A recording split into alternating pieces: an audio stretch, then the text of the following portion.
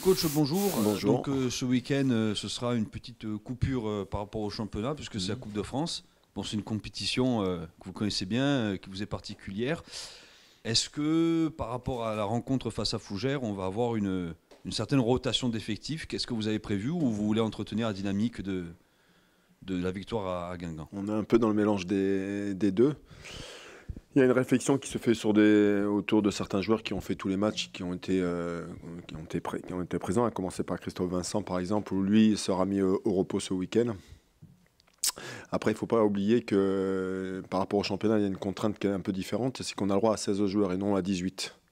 Donc vous enlevez deux éléments en plus du groupe. Il y a sûrement deux joueurs qui vont revenir dans le groupe, qui vont débuter le match, parce que j'ai Loïc Palin qui est en sélection aussi.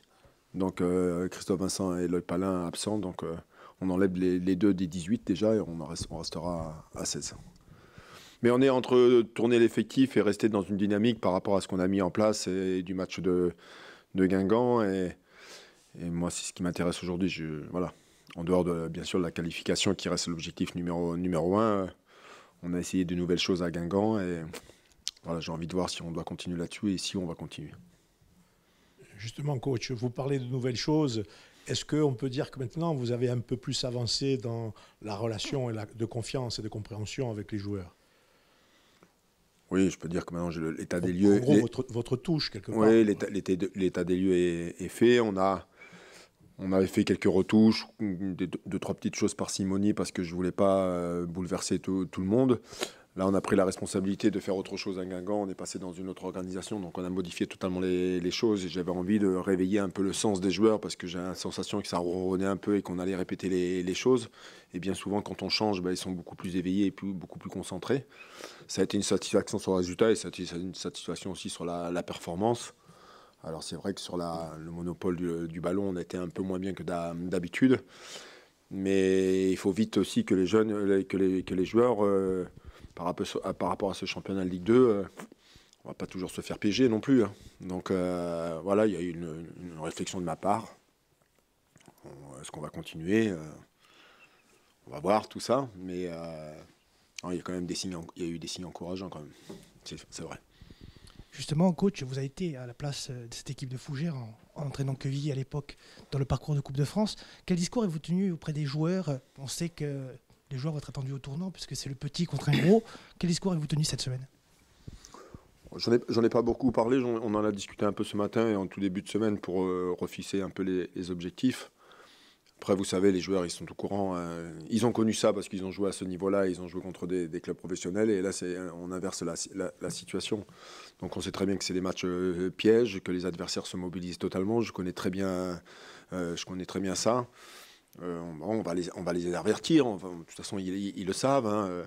On a pris des renseignements sur cette équipe. C'est une équipe qui prend très peu de buts. Ils n'ont pris que 4 buts en championnat. C'est très solide. C'est un ancien joueur professionnel qui entraîne, donc qui connaît très bien le jeu et le foot aussi.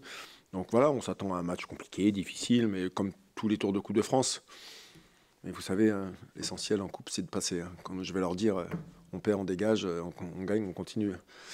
Et c'est vrai que je suis attaché à cette compétition. Et puis... je crois que les matchs de Coupe de France servent aussi à une forme de dynamisme aussi dans un groupe. Et la victoire de Guingamp, on doit confirmer ça et on doit rester dans ce truc-là parce que c'est important d'aligner, de continuer à gagner. Voilà. De continuer à gagner, de garder mobilisé tout le groupe. Vous aviez traversé une phase un peu compliquée niveau offensive. Le problème a peut-être été réglé du côté de Guingamp. Ça sera peut-être l'occasion pour certains joueurs de continuer à engranger de la confiance. Ouais, alors ça a été réglé sur un match. On peut dire qu'on a été très efficace sur ce qu'on a proposé. Et on a profité un peu des erreurs, même si ça avait été prévu par rapport à cette équipe de Guingamp, parce qu'on les a contrés et on a joué dans leur dos. On a profité des projections rapides. C'est ce qu'on avait travaillé toute la semaine. Alors effectivement, les joueurs qui sont rentrés, les joueurs qui ont débuté, ça leur fait du bien. Ils ont marqué, ils ont été à la construction, ils ont été une passe décisive. Donc moi, je vais continuer à leur faire confiance. Il faut que, de toute façon, vous savez, les joueurs dans le domaine offensif, ça marche à la confiance et à la tête. Et si ça commence à pouvoir enchaîner, c'est une bonne chose que pour nous. Donc, moi, j'ai pas de raison de ne pas continuer. dire ça reste un match de compétition, on doit se qualifier, ce sera la meilleure équipe qui sera alignée en dehors d'un élément, parce que Christophe Vincent, son épouse a accouché cette semaine ou la semaine dernière, donc il est très fatigué, voilà. Mais après ça restera, on ira avec la meilleure équipe. Pour terminer ou pour continuer, vous parlez justement de l'effectif. Est-ce que vous avez déjà une vision de l'effectif que vous allez amener pour cette rencontre et en plus, est-ce que vous avez des visions de joueurs qui peuvent être sur des lignes comme vous l'avez fait? Je précise un peu ce que vous avez dit, ce que je vous ai demandé tout à l'heure, sur des lignes qui pourraient évoluer sur d'autres lignes.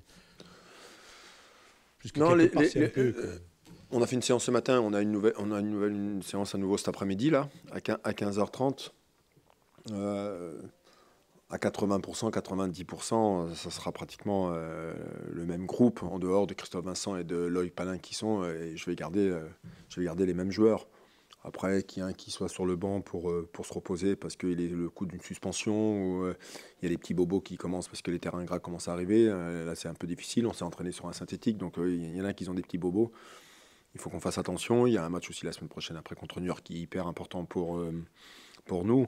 Mais il y aura une équipe très compétitive parce que, d'une, je suis attaché à cette compétition et puis l'objectif, c'est de passer les tours. Donc, ces premiers tours, ils sont importants même pour la suite. Après la trêve, comme je leur ai expliqué ce matin, minimum, on a 5 matchs, maximum 6 matchs avant la trêve.